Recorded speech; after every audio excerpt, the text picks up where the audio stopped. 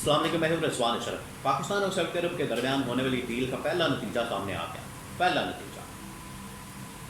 اور اس میں پاکستان کے اوپر حملہ، سعودی عرب کے اوپر حملہ، سعودی عرب کے اوپر حملہ، پاکستان کے اوپر حملہ تصور ہوگا۔ اس سلسلے میں جو پہلا نتیجہ ہے وہ سامنے آیا ہے۔ اس ڈیل کے بعد کچھ ڈیولپمنٹس ہوئی ہیں۔ اسرائیل کے متعلق امریکہ نے بھی اعلان کیا ہے، سعودی عرب نے اعلان کیا ہے،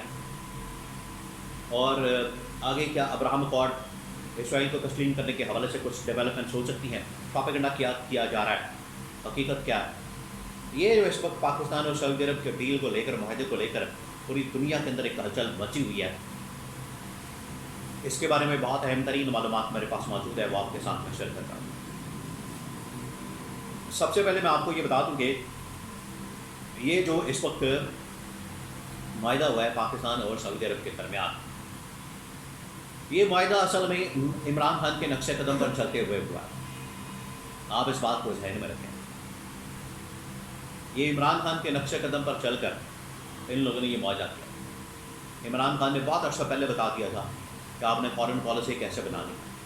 فارن پالیسی کو کیسے چلانا ہے، آپ نے فارن پالیسی کو کس طرح سے آپریٹ کرنا ہے، دنیا کے اندر آپ نے اپنا مفادات کو سامنے رکھنا ہے، ملکی مفادات کو، عوام کے مفادات کو، لوگوں کے مفادات کو سامنے رکھنا ہے، اور اس کے مطابق آپ نے ملکوں کے ساتھ ڈیل کرنا ہے۔ یہ عمران خان نے فارن پالیسی کا بہت ہی زبردست قسم کا پرنسپل، اصول بتا بہت سکل۔ آج سیم اس کے اوپر کام ہو رہا ہے اور اس کے مطابق کام ہو رہا ہے۔ محمد بن سلمان نے دیکھا ہے کہ قطر کے اوپر حملہ کر دیا ہے اسرائیل نے، اس کے بعد یہ سعودی عرب کی طرف آ سکتا ہے، یو اے ای کی طرف آ سکتا ہے۔ ہم تو پہلے معاہدہ کریں، اور باقی ممالک کو وہ کہہ رہا ہے، یو اے ای کو، قطر کو، کہ آپ بھی شامل ہو جائیں اس معاہدے کے اندر۔ تو یہ آگے آنے والے دنوں میں ہو سکتا ہے، لیکن اس دوران دو بڑی ڈیولپمنٹس ہوئی ہیں اس معاہدے کے جو ارد گرد گھومتی ہیں۔ نمبر 1، انڈیا کی جانب سے اب ایک میزائل کا کامیاب تجربہ کیا گیا، ایک میزائل کا ایکسپیریمنٹ کیا گیا، انہوں نے میزائل لانچ کیا، اس کا تجربہ کیا، اور وہ جو میزائل لانچ کیا گیا ہے، تجربہ جس کا کیا گیا ہے، 2000 کلومیٹر کی رینج کا میزائل لانچ کیا۔ میزائل لانچ کرنے کا مطلب یہ ہے، مقصد یہ ہے کہ یہاں سے یہ بھیجا جائے، پاکستان کی رینج سے باہر عرب ممالک کے رینج بھی اس میں شامل ہو جائے، وہ بھی اس میں آ جائے۔ ورنہ انڈیا کو کیا ضرورت پڑی ہوئی ہے 2000 کلومیٹر کا میزائل بنانے کی، اس رینج کا میزائل بنانے کی؟ پاکستان تو اس کے بالکل رینج کے اندر آتا ہے، 100 کلومیٹر، 200 کلومیٹر پر، 300 کلومیٹر میکسیمم چلے۔ لیکن یہ 2000، اس کا مطلب ہے کہ پیغام دیا گیا ہے کہ پاکستان کے ساتھ ساتھ اب عرب ممالک کو بھی نشانے پر رکھا جائے، اور پاکستان کے ساتھ جو ملک بھی معاہدہ کرے گا اس کو ایک تھریٹ دی جائے کہ آپ ہماری رینج میں آ گئے ہیں، کیونکہ پاکستان کے اوپر حملہ، سعودی عرب کے اوپر حملہ، اس وجہ سے اب انڈیا اس طریقے سے ڈیل کر رہا ہے۔ یہ پہلی ڈیولپمنٹ۔ دوسری ڈیولپمنٹ، یہ جو امریکہ کے اندر اس وقت ملاقاتیں ہو رہی ہیں، جہاں پر 10 ممالک نے بھی ملاقات کی ڈونلڈ ٹرمپ کے ساتھ، اسلامی ممالک نے، وہاں پر انہوں نے غزہ کے متعلق، فلسطین کے متعلق، وہاں کے معاملات کے متعلق بات کی، وہاں کے معاملات کے متعلق ڈسکشن کی، اور کہا کہ یہ جو اسرائیل کی جانب سے فلسطین کے اوپر حملہ، بمباری، غزہ اور ویسٹ بینک، اس کے اوپر قبضے کا منصوبہ، یہ تمام چیزیں روکی جائیں، ورنہ پاکستان کے ساتھ جو ڈیل ہوئی ہے سعودی عرب کی، اس کے بعد باقی ممالک بھی یہ ڈیل کر سکتے ہیں، اور ہم آپس میں اتحاد کر کے اگر اسرائیل نہ رکا تو پھر وہاں پر ہم حملہ کر دیں گے۔ تو ٹرمپ کو سمجھ آ گئی، جس کی وجہ سے ٹرمپ نے یہ اعلان کیا ہے کہ اسرائیل اب کسی صورت بھی ویسٹ بینک اور غزہ کے اوپر حملہ نہیں کرے گا، نہ اس کے اوپر قبضہ کرے گا، نہ اس کے اوپر بمباری کرے گا، اور اگر اس کی جانب سے ایسی کوئی حرکت کی گئی تو پھر اسرائیل کے نیتن یاہو وزیر اعظم کو خمیازہ بھگتنا پڑے گا۔ کیٹیگوریکلی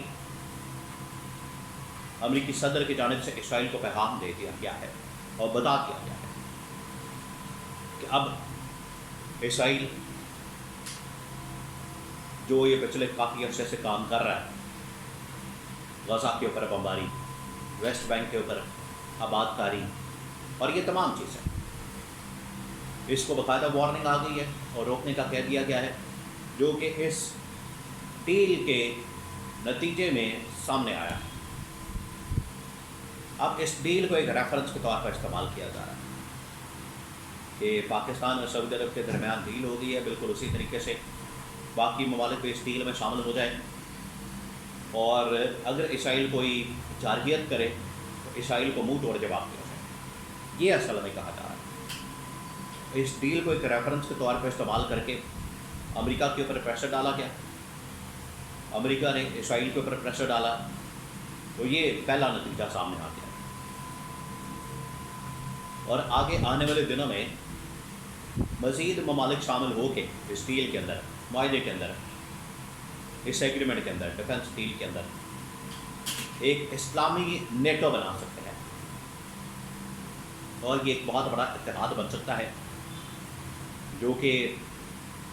یہودی، صہیونی، صلیبی، ہندوتوا طاقتوں کے لیے پریشانی کا باعث بنے گا۔ یہ اب ان کو سمجھ آ گئی ہے کہ ہمارے ساتھ کیا ہونے والی ہے۔ یہ جتنی بھی اسلام اور مسلمان مخالف طاقتیں ہیں، دشمن طاقتیں ہیں، لیکن یہ معاہدہ اس چیز کی شروعات، آغاز ہے، کیونکہ آج سے تقریباً کوئی 5-10 سال پہلے عمران خان ان کو سمجھا رہا تھا، بتا رہا تھا دو چیزیں۔ ایک تو یہ کہ اس علاقے سے، اس خطے سے، افغانستان سے آپ نکالے امریکہ کو،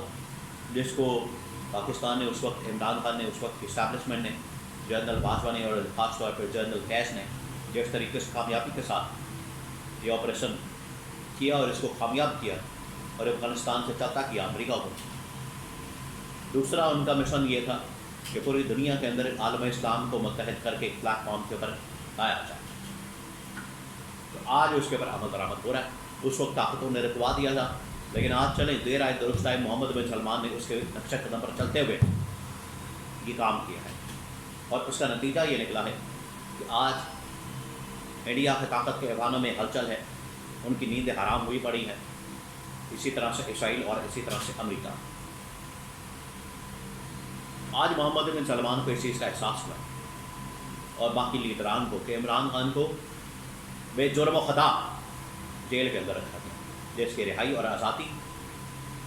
وقت کی ضرورت ہے، اور اس کے لیے پیغام پاکستان کی گورنمنٹ کو، اسٹیبلشمنٹ کو پہنچا دیا گیا۔